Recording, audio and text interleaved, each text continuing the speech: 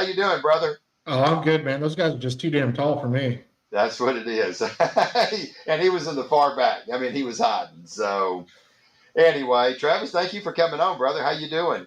I've been doing great. Haven't gotten a lot of sleep since I got back here to DFW after taking your class there in my Graceland, your home. Right. I mean, it's amazing to be in there with all those greats, and I Yeah. still can't process what I saw and what actually went down there. It was crazy. Yeah. Yeah. It was. I kind of told everybody it's going to be quite different. So, Yeah. and you're going to learn things that you probably have never heard before in your life. And I think a lot of people probably thought I was full of BS. I kind of had talked to Lee a little bit about this before when he was down with me in Bunkie, and I just wanted to kind of run some things by Lee just to kind of see what if he thought like is people going to really believe this stuff, Lee? And he was like, I wouldn't believe it if I hadn't known who you was. And he said, I just know how anal you are, and I know your attention to detail to everything, and you're very analytic on everything.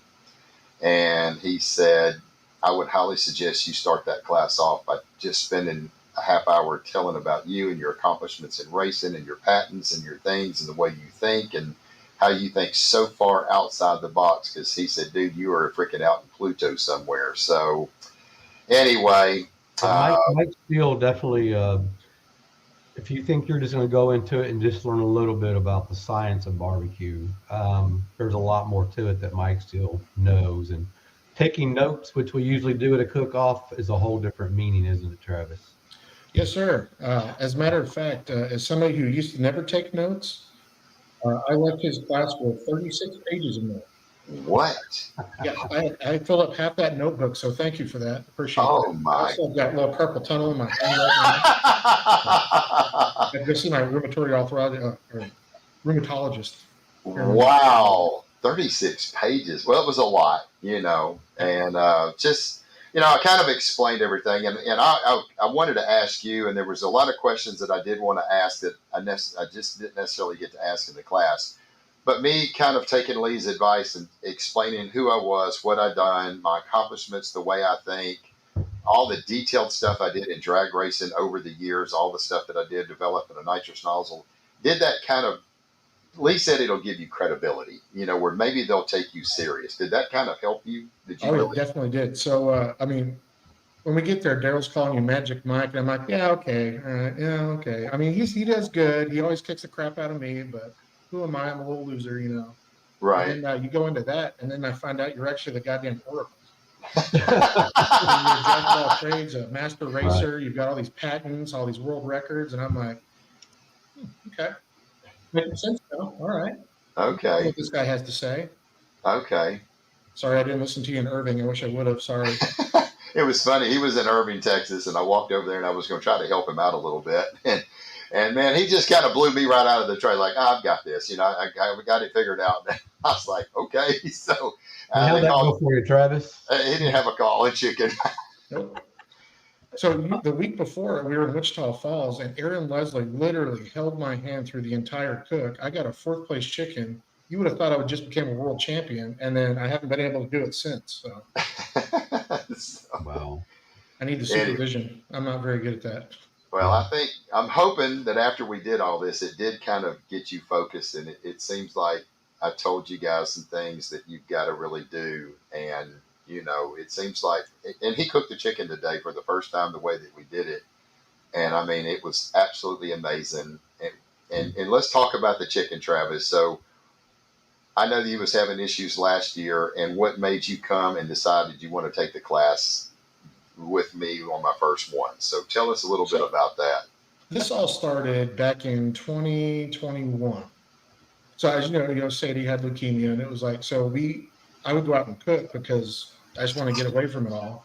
I don't care. So I'm like, it just gets away from everything. And then saw a little bit of success and got a little big for my britches, not going to lie.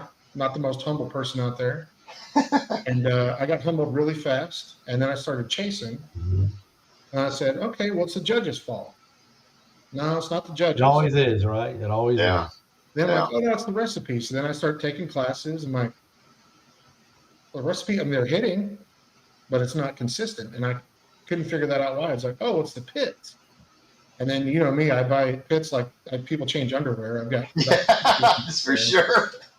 And then finally, taking your class, I was like, this is my last ditch effort. I'm either going to get better or I'm quitting. And I'm going to Right. go back to state because it's unsustainable. And now that Sadie's back doing fine now, I'm a very competitive person. Don't particularly enjoy getting my ass kicked. I'm happy for everybody who wins. Don't get me wrong. Right. I'm the first to congratulate everybody, but I'm going to be the Yeah. first one to go back to my trailer and throw some stuff around. Right. Right. But and it was just the flapping in circles that kept happening and happening and happening. This is my last ditch effort, and thank God I did this class because like I said, I'm just speechless. Whatever, everything we saw, everything I thought I knew about barbecue was just flipped on its head. Wow. Okay. So But when I you were started, not to quit. You were like fed up with this, a lot of money involved in it, and it just wasn't working out. So you were Yeah. on the verge of like, I'm done. So I was going to give myself the set. What do you call it? Sector 3 or whatever, or the outlaw, the segment right, 3. Sorry. segment 3, yeah, I was like, if I don't make the bounty, or I don't even have a shot or a bung in the hole or whatever for the draw, I'm like, I'm done. I'm just going to go back to SCA, cook 2 or 3 times a year, and just kind of give up and find a new hobby because it's just not working anymore. right. Wow. But I'll tell you what, this definitely reinvigorated my spark. And then after what I just did today with the one chicken, Right. I can't wait for South Fork. Right. And you better Well, watch out because I'm coming in hot. Yeah, he's got this 70 teams. I mean, that's going to be a tough one to do anything with. Yeah. But still, I mean, the thing is, I saw you cook the chicken. I know last time that you had a lot of problems. I think you cooked 20 chickens and blew the skins completely apart. 30 chickens. I remember you posting. I saw everybody like commenting, telling you what was wrong and stuff like that. And that was the first time that I reached out to you. And I had one question for you, and I asked you the one question, and you told me what I thought you was going to tell me, and I said, that is exactly why you're blowing your chickens apart, was that. And I told him, and I told the story in the class because I wanted people to really understand. I mean, I didn't have to see it, but I knew what it was. I just knew what it was. It was no doubt in my mind. And it wasn't too much injection. It wasn't this. It wasn't that. And I just didn't want him to go down a road of just continue not having success or fixing his chicken.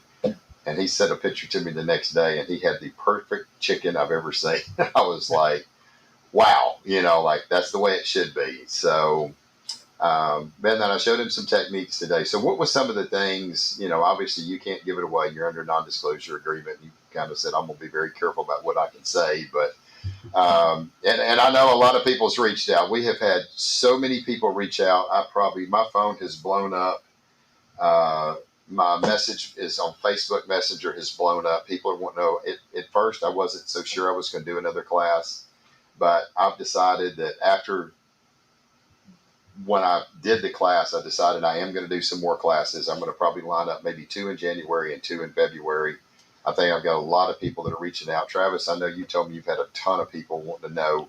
So I'll ask you the question, like when I was saying all this stuff, what was your think? I mean, we first went through the first little segment of it, and I was thinking that was going to be a 20 or 30-minute segment. It turned into an hour and a half.